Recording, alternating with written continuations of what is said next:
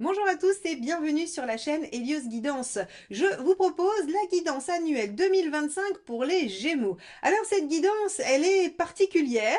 Vous qui êtes un signe d'air, eh bien, vous allez voir que vous allez être sous le coup justement du mental et qu'on va vous demander beaucoup de réflexion. Mais il y a des choses positives dans le domaine affectif, même si dans les autres domaines, c'est un petit peu plus tranquille, un petit peu plus, on va dire, passif. En tout cas, je vais vous laisser découvrir cette guidance avec tout d'abord une roue astrologique et ensuite j'ai découpé la guidance en 2 semestres, mois par mois, hein, janvier à juin et juillet à décembre, pour avoir quelques éléments un peu plus précis de votre année.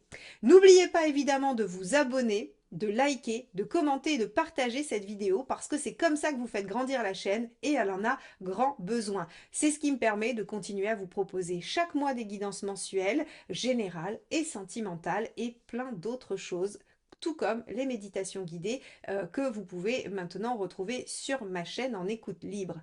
Eh bien, merci infiniment. Je vous laisse tout de suite regarder votre guidance.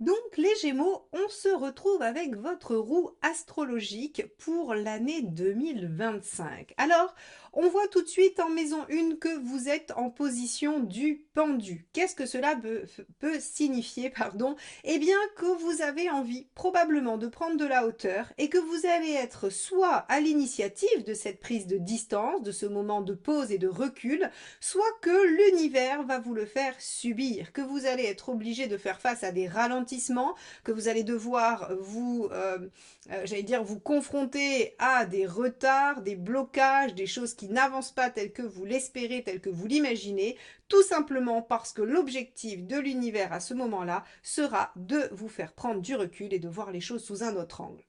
Alors, est-ce que c'est subi ou pas? On va aller voir, on va cheminer dans votre roue astrologique et ensuite on ira voir mois par mois ce qui se présente. En tout cas, dans la maison 2, la maison des avoirs, la maison de la sécurité, de la stabilité, de la construction, on a la papesse. On est quand même en train de réfléchir à ce que l'on pourrait faire, ce que l'on pourrait mettre en œuvre. Il y a vraiment, avec la papesse, cette notion d'anticipation, d'écoute aussi de son intuition. On essaye d'être à l'équilibre par rapport à soi, par rapport à ses besoins, sa volonté. En tout cas, il y a de la passivité, ce qui fait que concrètement, matériellement, il ne devrait pas y avoir beaucoup de mouvement dans votre vie sur cette année 2025. Alors évidemment, si vous avez envie de faire des investissements, si vous avez envie de déménager, alors on verra, hein, est-ce que c'est possible avec la maison 4? Mais j'ai envie de vous dire que c'est pas vraiment une année très propice au mouvement, puisque déjà vous êtes en pendu et que on a une papesse dans le concret. Donc on va avoir une année assez calme, assez réflexive, assez introspective, qui va vous amener, à mon avis, à faire le point sur votre expérience, mais ça on verra à la fin. Alors dans la maison 3, qui va être la maison, alors qui génère, on va dire, le mouvement, hein, vous voyez bien que la force inversée nous dit que vous êtes soumis à des contingences extérieures que vous ne maîtrisez pas et que vous devez vous soumettre à ça. Donc, on est vraiment sur notre premier triptyque de passivité. L'année 2025 sera quand même un moment très propice pour vous, mes Gémeaux, à réfléchir, à regarder les choses, à prendre le temps, à intégrer, à essayer de ressentir, à peut-être anticiper, prévoir, envisager, mais ça sera quand même très peu probable que vous passiez à l'action de façon très dynamique et très concrète. Alors, dans la maison 4, on a l'étoile inversée. On a quand même la récompense des efforts. C'est-à-dire qu'il y a peut-être des choses qui ont été mises en place par ailleurs, avant, en 2024, en 2023 par exemple, et qui vont porter leurs fruits. C'est-à-dire qu'aussi, on pourrait imaginer que ceux qui ont envie que ça bouge vont se retrouver un petit peu embêtés, mais ceux qui ont envie que ça se pose, ceux qui ont envie de s'installer, ceux qui ont envie de construire, de concrétiser, de continuer à pérenniser quelque chose, eh bien c'est très favorable. Donc, on a soit une situation qui était mouvementée, qui se calme et ça vous fait du bien, c'est la récolte, soit vous aviez envie de mouvement et on va vous obliger à patienter pour le mieux, parce qu'en fait, au bout du chemin, ce qui se manifestera pour vous dans votre foyer, dans votre quotidien ou pour vous-même, sera positif. Alors, on a dans la maison 5 la roue de fortune. La roue de fortune, elle représente pour le coup quelque chose de dynamique qui va vous demander de saisir des opportunités. La maison 5, elle gère quoi? Tout simplement vos amours, vos passions et vos enfants. Alors si vous avez des enfants, il se pourrait qu'il y en ait qui soient en âge de partir de la maison, de changer de cycle scolaire, d'évoluer vers d'autres choses. On pourrait avoir des nouveaux départs, des nouveaux cycles qui s'ouvrent avec les enfants. Si c'est au niveau des amours que vous êtes célibataire, la roue de fortune vous amènera des opportunités de rencontres, des opportunités d'histoire d'amour ou des opportunités de redémarrage, de retour à quelque chose où on pourrait relancer, remettre en dynamique une histoire passée peut-être ou qui était en difficulté. Au niveau de vos passions, c'est-à-dire de votre expression de vous-même au travers de vos loisirs, eh bien avec la roue de fortune, on peut avoir du dynamisme vers l'extérieur, on peut avoir des nouveautés. Vous pourriez avoir envie de vous passionner pour une nouvelle activité, un nouveau sport, une nouvelle activité artistique. En tout cas, on va avoir un intérêt suscité par plein de propositions, plein de choses qui viennent de l'extérieur. Et là, pour le coup, cette maison 5, elle est bien dynamique. Alors je vais faire juste un parallèle avec ce que je vous ai dit avant, bah ça bouge pas, on construit. La maison 5, par exemple, au niveau des amours, au niveau des relations, elle parle pas du foyer, d'accord? C'est-à-dire que avant de construire un foyer avec quelqu'un, donc dans la maison 4, et d'être en relation de partenariat vraiment dans la maison 7 avec cette personne, on la rencontre en maison 5. Donc après, il faudra voir si vous transformez cette rencontre que vous faites en maison 5, si vous la transformez en quelque chose qui vient se loger dans votre maison 7 ou dans votre maison 4. Mais en tout cas, ici, on a des opportunités de rencontre. Alors, je ne vais pas vous laisser longtemps dans le suspense parce que de toute façon, ici, avec la justice en 6 et la maison Dieu inversée en 7, il y a des choses qui se posent, il y a des choses qui s'organisent, il y a des choses qui se mettent en place, il y a des choses qui peuvent même s'officialiser. Ici, la justice, dans le quotidien, la maison 6, vous dit qu'il y a des choses qui vont être à organiser, à mettre en œuvre, à peut-être même des choix à faire, des choix par rapport à un quotidien. Alors ça peut être un lieu de vie, ça peut être une manière de vivre, une organisation particulière, une garde partagée, si jamais il y avait voilà quelque chose pourrait se mettre en place de cet ordre-là avec les enfants, parce qu'on a de l'évolution, il y a des changements de cycle avec les enfants.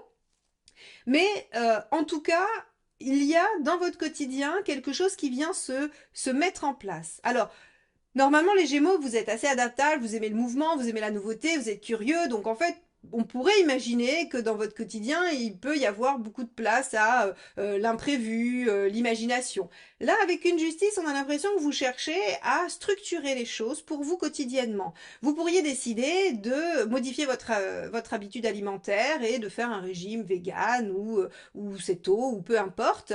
Vous pourriez décider de vous remettre au sport de façon régulière. Vous pourriez en tout cas y mettre des routines, y mettre une organisation qui va venir cadrer votre quotidien. La maison Dieu inversé dans la maison 7 vous indique qu'il y a une volonté de construction avec quelqu'un. Alors, deux axes, parce que la maison 7 peut très bien parler du partenaire amoureux comme de l'associé ou du partenaire avec qui on fait des choses importantes au quotidien. Donc ici, soit vous êtes dans une dynamique professionnelle à vouloir vous associer et on a des choses qui se concrétisent et qui finalement sont des bonnes bases pour construire quelque chose de solide, ou bien il y a effectivement une rencontre pour vous qui se transforme en quelque chose d'engageant et de constructif. Donc on a ici quelque chose de plutôt sympathique dans ce domaine-là. En revanche, pour ceux qui sont en relation et qui fonctionnent un peu mal, on va avoir plutôt de la stagnation que de l'évolution. La maison Dieu inversée, elle maintient les choses, elle entérine, elle fige, hein, elle n'est pas dans le mouvement, elle est plutôt, on évite. Alors, on peut éviter les fins catastrophiques, c'est-à-dire que si vous êtes dans une situation un peu délicate et que vous tremblez à l'idée que les choses se terminent, la maison Dieu inversée vous dit non, on évite les catastrophes, on évite les choses qui s'effondrent, hein, on stabilise, on maintient, on reste dans une situation un peu sécure. Alors, la situation sécure, elle a plusieurs aspects, c'est-à-dire que on pourrait imaginer que vous arrivez à contenir les choses et que ça tient, ou alors que vous n'osez pas faire quoi que ce soit pour ne pas déstabiliser. Ça sera différent pour chacun et selon votre situation. Dans la maison pardon, 8, vous avez l'empereur. Alors dans la maison 8, ça va être tout ce qui pourrait être transformation pour vous cette année. Et on voit bien que l'empereur est une carte de tranquillité, stabilité, où les choses ne bougent pas, hein, il y a de la persévérance, de la continuité. Donc pour moi, les Gémeaux cette année 2025 est plutôt tranquille. Hein, il ne se passe pas énormément de choses, si ce n'est dans vos amours et vos loisirs. Pour l'instant, on n'a pas grand-chose qui bouge sur les autres aspects. Si ce n'est du calme, de l'apaisement, de la construction, voilà, on ne devrait pas avoir de mauvaises surprises. Il me semble qu'on avait fini, je ne sais plus si c'était cette année ou l'année dernière, votre guidance annuelle par deux maisons Dieu, coup sur coup, je crois que c'était 2023, hein, je ne sais plus. Mais en tout cas, là, on est loin de ce scénario hein, qui vraiment nous dit que bah, votre vie, elle va se poser, les Gémeaux, en 2025, tout simplement. Elle va se poser, elle va s'organiser, elle va se matérialiser dans quelque chose qui va se pérenniser. La maison 9, alors la maison 9 c'est les voyages, déjà sur un plan très concret. Avec le monde en maison 9, vous pouvez voyager cette année. Si vous avez prévu de vous faire un beau voyage, eh bien c'est parfait, c'est le meilleur moment pour vous et ça va se concrétiser, se réaliser et ce sera très chouette. Sur le plan plus spirituel et plus, on va dire, oui, un peu plus philosophique, c'est une ouverture à d'autres choses. C'est-à-dire que vous pourriez faire des rencontres qui vous amènent à remanier votre pensée ou votre façon de voir les choses et vous allez faire preuve de grande ouverture d'esprit. Donc vous voyez encore une fois qu'on va être sur quelque chose d'assez intellectuel, d'assez réfléchi, d'assez voilà, qui va faire appel plutôt à l'intellect et au mental qu'à l'action et au mouvement. Donc ici, très belle ouverture, vous pourriez découvrir de nouvelles techniques, de nouvelles pratiques spirituelles, vous pourriez découvrir de nouvelles cultures en voyageant, et vous pourriez découvrir aussi de nouveaux groupes. Vous pourriez peut-être vous inscrire, parce que vous allez avoir des opportunités de nouvelles activités par exemple, vous allez pouvoir vous inscrire dans des groupes où vous allez découvrir des choses. Ça va ouvrir votre esprit, et ça va venir contribuer à ce pendu qui vous fait voir les choses sous un autre angle. Donc ces deux maisons sont très intéressantes et importantes pour vous en 2025. La maison 10, qui parle de la carrière, eh bien, on a une impératrice inversée. Il se pourrait cette année que vous en ayez un petit peu marre ou que vous vous sentiez surchargé. Attention au burn-out. Alors, c'est pas la carte du burn-out, hein, d'accord? On aurait eu une force inversée, je vous aurais dit, vous allez être très fatigué, prenez soin de vous, attention, ménagez-vous. On est plutôt sur une impératrice inversée qui, finalement, arrive pas trop bien à mener les choses comme elle veut. Elle en a un peu marre. En fait, l'impératrice inversée, elle aimerait bien qu'on la prenne en charge parce qu'elle en a marre de prendre en charge tout le monde. Vous voyez, hein, elle en a marre de s'occuper de tout le monde et elle aimerait bien qu'elle aussi, on vienne un peu la soulager et qu'on vienne un peu l'accompagner et l'aider. Et le problème de l'impératrice inversée, c'est que quand elle est dans cette dynamique-là, elle a du mal à s'exprimer, elle a du mal à bien communiquer et elle n'arrive pas à faire passer ses messages. Donc, au niveau du travail, il pourrait y avoir peut-être des réorganisations, je le mets en lien avec la maison 6, des organisations, réorganisations, qui viennent vous mettre un peu en difficulté ou en surcharge et vous allez avoir un petit peu de mal à passer ce cap. Rien de grave. Encore une fois, on n'a aucune carte qui nous indique que votre année va être pleine de difficultés ou de problématiques. Hein. C'est plutôt une année calme où les choses s'ancrent. Donc en fait, si vous voulez, au niveau du travail, ça pourrait être juste un peu plan-plan et un peu fatigant, où vous pourriez vous dire, tiens, est-ce que vraiment je suis bien là où je suis, hein. Voilà, c'est vraiment ce genre de choses, mais ça reste un arcane 3 qui est pas très très puissant, donc pour moi, voilà, il peut y avoir des difficultés au travail, mais c'est pas non plus jusqu'à tout remettre en question. La maison 11, le mât inversé, le fou inversé, nous dit que il n'y a pas grand-chose qui va changer dans vos amitiés, dans votre cercle sociaux, dans vos cercles sociaux, pardon, et que vous n'allez pas non plus vous mettre trop en avant, vous n'allez pas non plus risquer trop. Donc ça veut dire qu'on est vraiment sur une composante très intériorisée, très personnelle, très centrée autour de vous, de votre bien-être, de votre réflexion, de ce que vous avez à mettre en place, probablement très centrée aussi sur le fait de construire un intérieur. Vous pourriez acheter une maison, vous pourriez redécorer votre intérieur, vous pourriez avoir envie d'aménager différemment votre chez vous pour vous y sentir mieux. En fait, on voit qu'il y a un retour à la question de l'intérieur du foyer qui va être très très très central pour vous en 2025. Alors, quel est votre défi finalement de l'année maison 12, hein? Où est-ce que là, voilà, où est-ce que vous aurez des difficultés? Bah, c'est l'ermite inversé, hein, c'est-à-dire sur le fait d'être à l'extérieur, sur le fait de communiquer, sur le fait d'être dans la sollicitation extérieure, puisque vous aurez plutôt tendance à être centré et tourné vers vous. Donc on vous dit attention, effectivement, c'est très propice à ça et il va falloir s'en occuper. Mais attention, ne soyez pas non plus dans cet extrême inverse, hein, de vous replier complètement sur vous. Vous restez des Gémeaux, vous restez un signe qui a besoin du contact, qui a besoin de stimulation extérieure, qui a besoin de mouvement et qui a besoin de nourrir sa curiosité. Donc nourrissez-la dans des groupes de centres d'intérêt qui vous conviennent, même si par ailleurs vous passez beaucoup de temps chez vous à vous poser plein de questions. Voilà ce que nous dit votre roue astrologique. Alors, on va aller regarder un petit peu mois par mois. On va commencer, on va faire trimestre par trimestre, hein. J'ai divisé le tirage en deux. Donc on va commencer par le premier semestre de janvier à juin. Et on va regarder tout de suite ce que ça vous réserve. Alors, pour ce premier semestre, on a comme arcane majeur principal, j'ai tiré la justice. Tiens donc, elle était déjà dans votre tirage de roue astrologique et elle était sur la maison 6, c'est-à-dire sur votre quotidien, le quotidien qui s'organise, qui se réorganise. Alors, la justice, elle va nous parler effectivement, alors, de prendre des décisions, ça sans aucun doute, mais des décisions pragmatiques, réalistes, lucides, très très intellectuelles sur des choses pratico-pratiques du quotidien. Alors, on va regarder comment ça se teinte sur ces 6 premiers mois. Alors, le mois de janvier, on a l'impératrice. Ok. On a le cavalier de Pentacle. Et on a le hiérophante. Alors sur ce mois, on voit que en janvier, vous allez vous dire plein de bonne volonté et d'énergie nouvelle, hein. Vous allez vous dire ah, une nouvelle année qui commence, j'ai très envie de mettre en place des choses. Impératrice, j'ai des projets, j'ai envie de déployer des choses, vous allez bien, vous êtes en bonne forme et vous vous dites très bien, cavalier de Pentacle, on va continuer les efforts pour continuer à évoluer, hein, hiérophante, et pour continuer à grimper. Alors, ok, peut-être que vous êtes sur une continuité 2024 et qu'il y a des choses qui vont tomber. On pourrait avoir encore les fruits des efforts ou des actions de 2024 sur tout début janvier 2025 avec une belle reconnaissance de vos qualités et de vos compétences. Ok, on va regarder ce que ça nous dit en février. On a l'étoile. D'accord, l'étoile vient nous dire, tiens, l'univers s'en mêle et apporte des éléments par synchronicité, par opportunité. Des éléments de quoi? As d'épée, nouvelle idée, nouvelle envie. Alors, envie, je vais le mettre entre guillemets.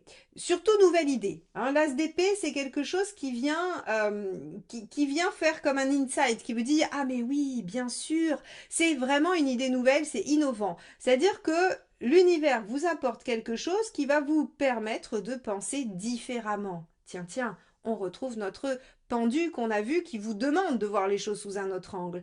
Et avec l'as d'épée, on est dans la réflexion, dans le mental, on n'est pas encore dans l'action. C'est-à-dire que c'est l'idée, c'est l'information qui va faire germer quelque chose. Et qui va faire germer quoi? L'envie de dépasser une problématique 6 de bâton en février.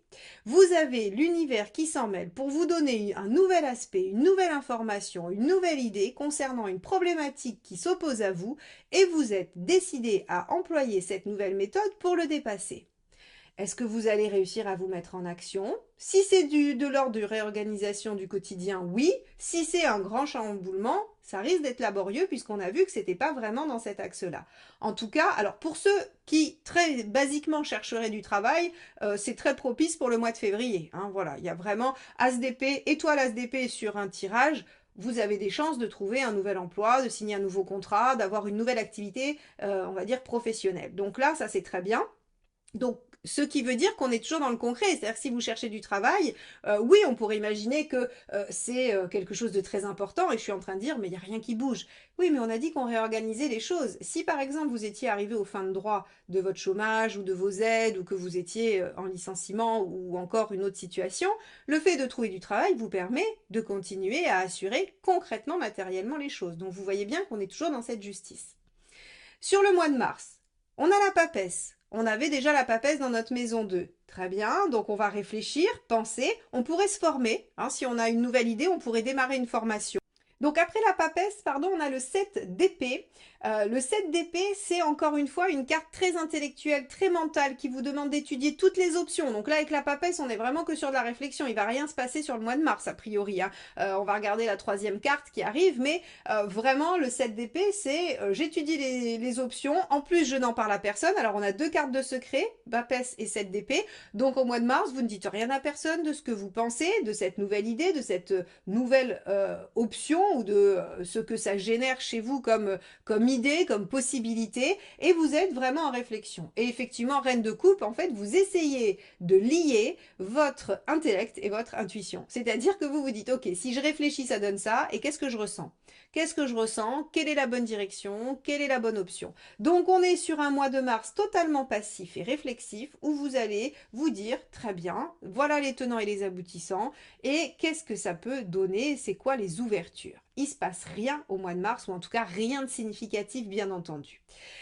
Sur le mois d'avril, on a la force. La force va vous demander, encore une fois, de prendre sur vous, de tempérer, de dominer une situation. Ça pourrait être la maîtrise de vos instincts qui auraient envie de bouger, qui auraient envie de se mettre en mouvement.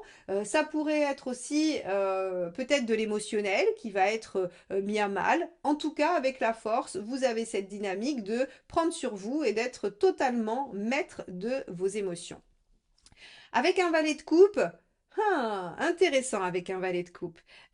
S'il doit y avoir une rencontre, celle dont je parlais avec la roue de fortune, eh bien, elle peut intervenir sur ce mois d'avril, les Gémeaux. Le valet de coupe, c'est vraiment la possibilité d'un nouvel amour. C'est un message reçu qui donne des informations quant à quelqu'un qui vous aime ou qui tient à vous. Hein. Ça pourrait être aussi une très très bonne nouvelle familiale, la réconciliation avec quelqu'un que vous n'avez pas vu depuis très longtemps, votre ami de 30 ans ou votre cousine que vous n'avez pas vue depuis votre enfance. En tout cas, on a cette notion d'être dans quelque chose qui sentimentalement se réveille.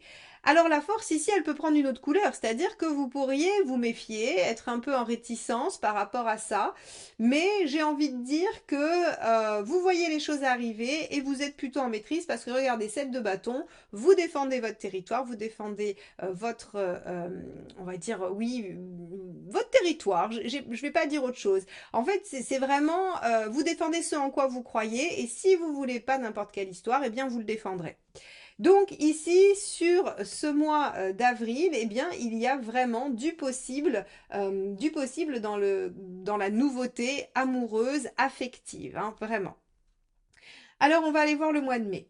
Le mois de mai, on a le cavalier de bâton. Cavalier de bâton, vous avez envie que ça bouge, mais ça bouge pas tellement. Le cavalier de bâton, c'est la continuité et les choses sont dans la même dynamique. On poursuit, hein, donc si on était sur quelque chose d'assez lent, eh bien on reste sur quelque chose d'assez lent. Ça ne bouge pas et en plus on ne vous incite absolument pas à changer de méthode. Donc sur ce mois de mai, eh bien il pourrait y avoir alors des communications, des échanges, ça oui. Hein, le cavalier de bâton est très très favorable à de la discussion, à du dialogue, à de l'échange, mais en fait il ne fait que se renforcer, c'est-à-dire que les échanges que vous auront vous conforteront dans la direction que vous avez prise, vous permettront de voilà, conforter vos avis, continuer vos actions, mais ne remettront rien en question. Et si vous avez démarré une histoire d'amour, elle continue tout simplement. 8 de Pentacle. Vous en avez un petit peu marre que ça bouge pas. Hein. Sur cette première partie d'année, là, les Gémeaux, 8 de Pentacle, ça va vous demander un sacrifice. On voit que c'est dur pour vous. Hein. Alors, il y a des moments où ça va être plus simple, hein, où vous êtes vraiment pris dans la dynamique réflexive, et d'autres où peut-être que votre partie R a envie de plus de dynamisme et de mouvement. Et là, sur ce mois de mai, eh bien, vous auriez aimé que ce soit peut-être un petit peu plus dynamique. Et pour cause, on a un beau set de coupe qui nous indique que c'est une période qui est positive, où vous vous sentez bien, où vous avez envie de vous ouvrir aux autres, où vous avez envie d'échanger, vous avez envie de dire que vous aimez les gens et vous avez envie d'entendre les gens vous dire qu'ils vous aiment. Et malgré ça, eh bien, il y aura, à mon avis, des choses positives qui sont dans une belle continuité et des choses qui viendront un petit peu vous titiller sur ce sujet. Alors le mois de juin, on va aller voir un petit peu ce qui se passe. On a un 8 de coupe.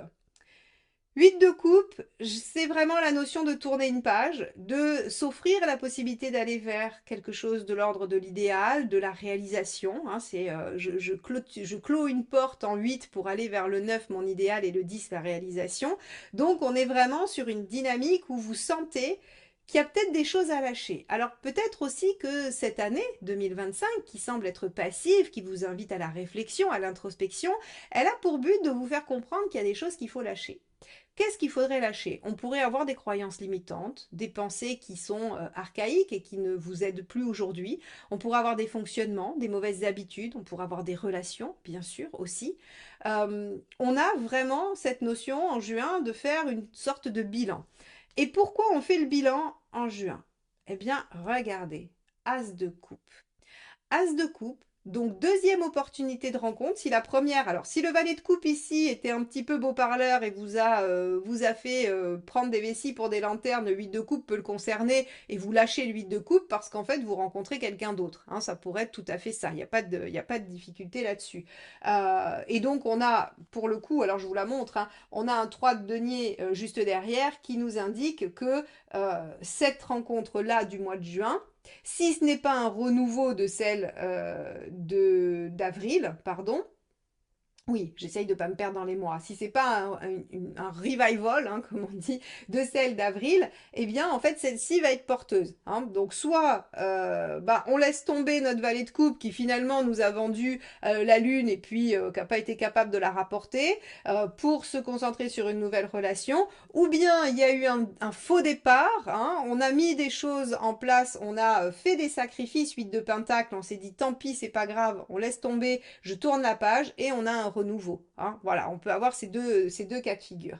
Quoi qu'il en soit, avec ce nouvel as de coupe, c'est-à-dire ce nouveau départ, cette nouvelle opportunité d'aller vers quelque chose qui vous plaît, qui vous rend heureux, eh bien, il y a de la construction derrière, 3 de pentacle. Hein. On a des petites choses qui montrent que concrètement, ça avance. Tiens, on avait vu aussi qu'il fallait construire concrètement cette année, qu'on avait une maison de Dieu inversée. Donc on voit que sur cette première partie d'année, les Gémeaux, il y a un peu de lenteur, mais on était prévenu, on l'a vu dans la roue, c'est pas une année très très speed et très dynamique. Donc on avait un peu de lenteur, un peu de mollesse. Par contre, vous voyez comment un petit peu les pièces se placent, comment chaque petite chose se met en place pour aller vers de la construction et de la pérennité.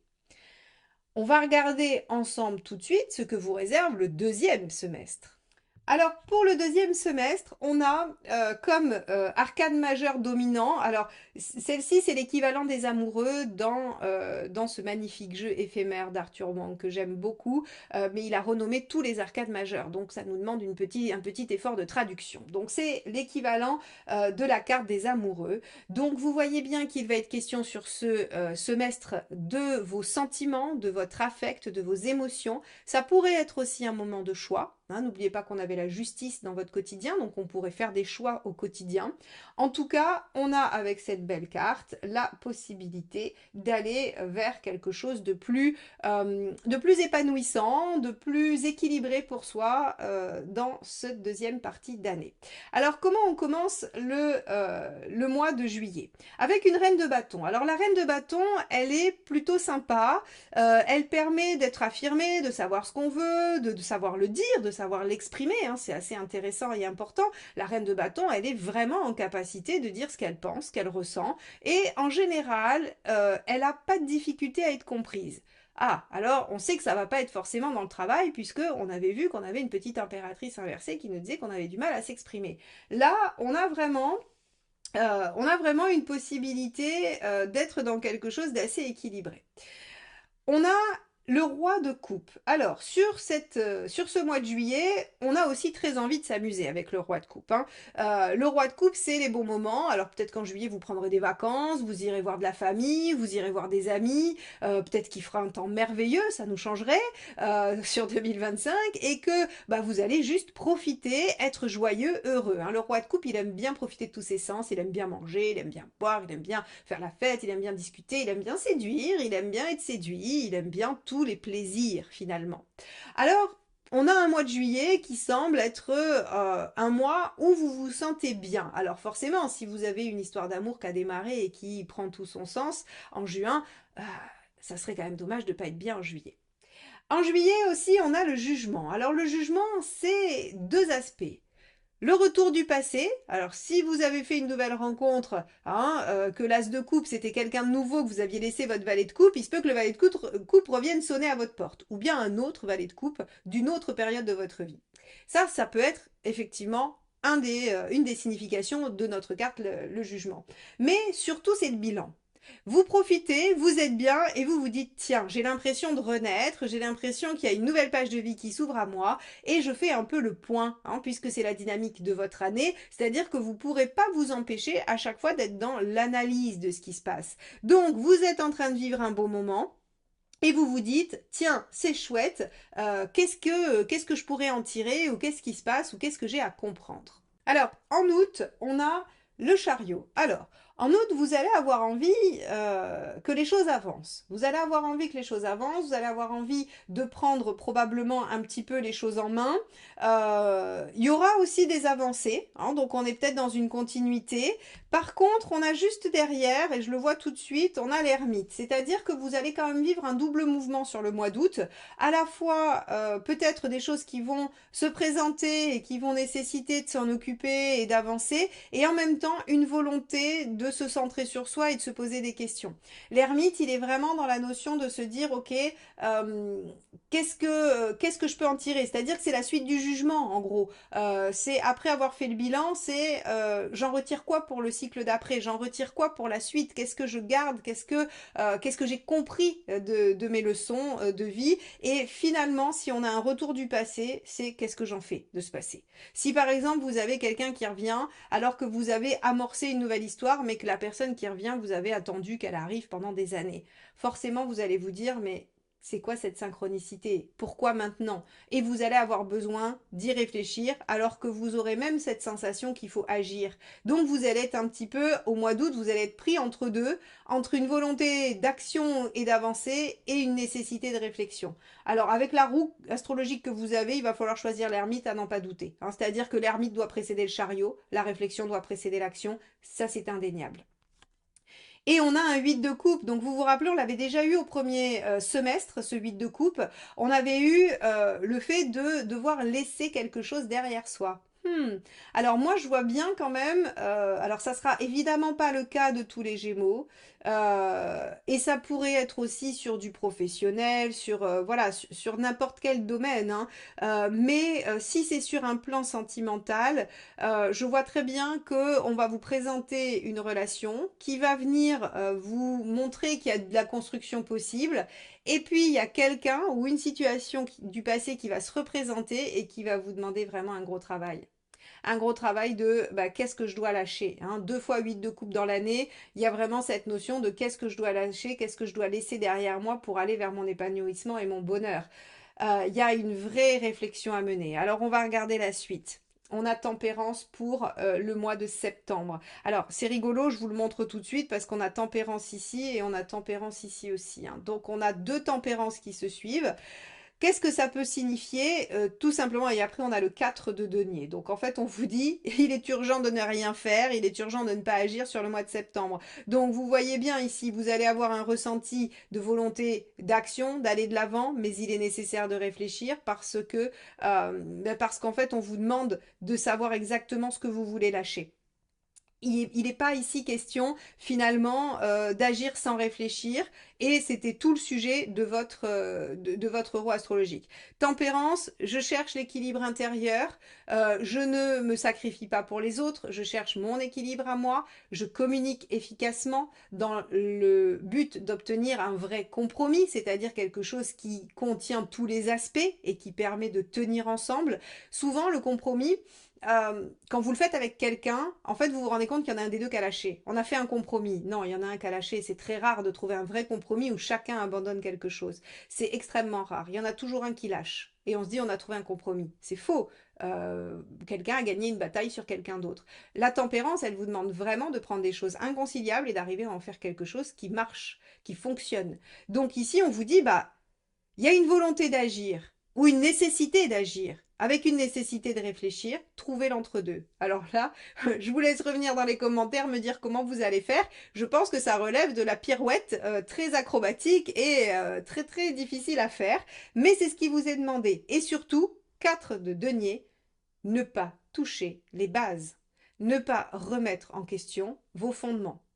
Donc, sur le mois de septembre, eh bien, il y aura un vrai effort d'équilibre à faire pour vous, dans le but de ne pas toucher les bases, mais d'arriver à tout concilier.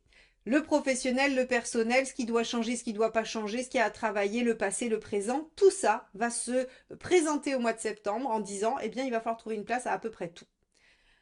Alors, on va aller voir en octobre ce qui se passe. En octobre, on a le cavalier de coupe.